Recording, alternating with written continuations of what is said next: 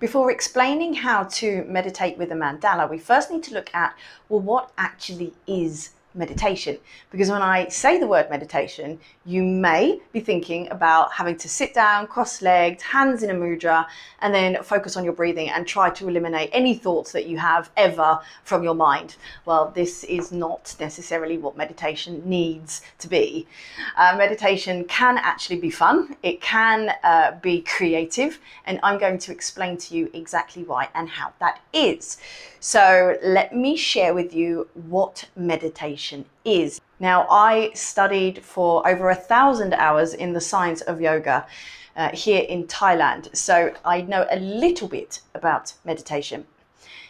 Now, meditation is not necessarily something that you do. It is something that you become. Meditation is a state of being. We become or get into a meditative state. Now, how we get there is the process that we go towards meditation. And there are 3 key stages according to the sages and the yogis. Stage number 1 is where we need to withdraw our senses from the modern distractions of the world. So there is a lot going on out there to try and drag your attention into it so that you pull yourself away from who and what you actually are. So the first stage is to cut yourself off from these distractions of the universe. Now, how you do that is entirely up to you. Some people may choose to run. Some people may choose to dance. Some people may choose to sit and focus on the breath. Some people may choose to sit and colour or draw a mandala. But just remember that stage number 1 is withdrawing your attention from the distractions of the universe. Now, stage number 2 is where we have withdrawn ourselves. So now we need to come inside and we start to observe the wanderings of the mind. We start to observe how our mind actually functions. So this is where the thoughts piece come in. The chore here is not to try and eliminate the thoughts, because you can't. Thoughts will always come. By the very nature of what a thought is, thoughts will always be there. But what you are to do here is to observe the thoughts, to become the observer of the wanderings of the mind, how the mind is operating. And once you become the observer of how the mind is operating, you can then go into the 3rd stage, which is to actually detach yourself from any meaning that these thoughts might have previously had on you.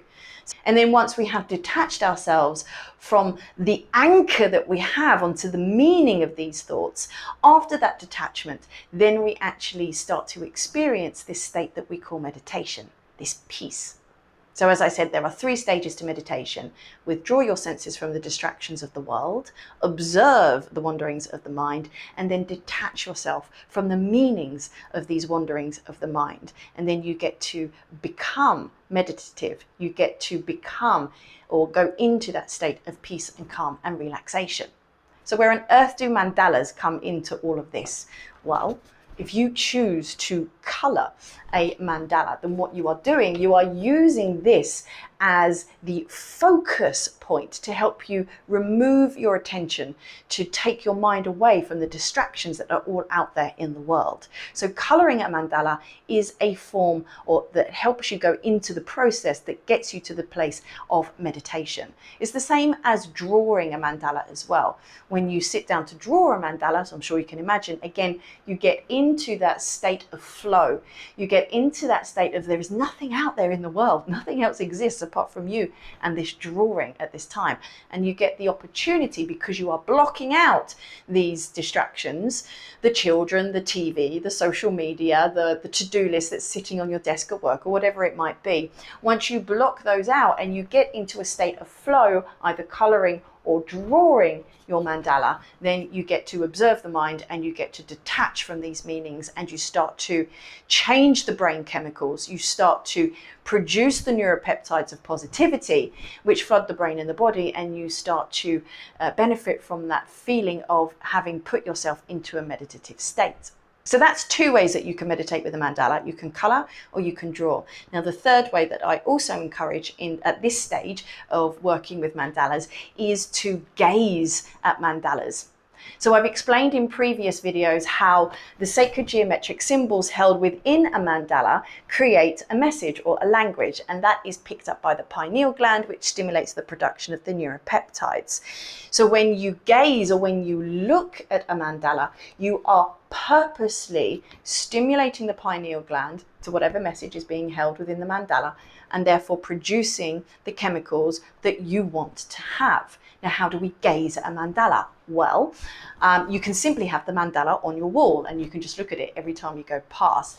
But if you want to bring this into a more purposeful meditation practice on a daily or weekly basis, you can mandala gaze.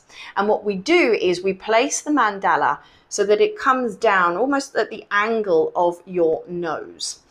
And then you'll want to look at the central point of the mandala. And you gaze at the mandala very lightly, very easily. There's no tension required here. You gaze at the mandala with your eyes open, obviously, for anywhere between 5 to 15 seconds without blinking. So if you can only do 5, then that's fine. And as you practice more, the time will increase. And so you gaze anywhere between 5 to 15 seconds. And then once you've got to 15 seconds, you don't need any longer than that. You close your eyes and take a deep breath and allow the impression, allow the shapes that were held within the mandala to appear behind your eyelids, to appear in your closed eyes. And you can trust that the impression of the sacred geometry is now being put into your subconscious, your unconscious, and helping to change the way that you think and you feel and the way that you vibrate. So the other thing that I do want to mention is I said that you can have mandalas on the wall. Again, in previous videos, I have talked about how mandalas continuously emit a resonance and therefore having an impact on the resonance of the environment in which it is sat. So even if you simply have a mandala placed on a wall, maybe it's one that you've colored yourself, maybe it's one that you've drawn yourself, or maybe it's one that you've got me to draw for you with a particular intention in mind.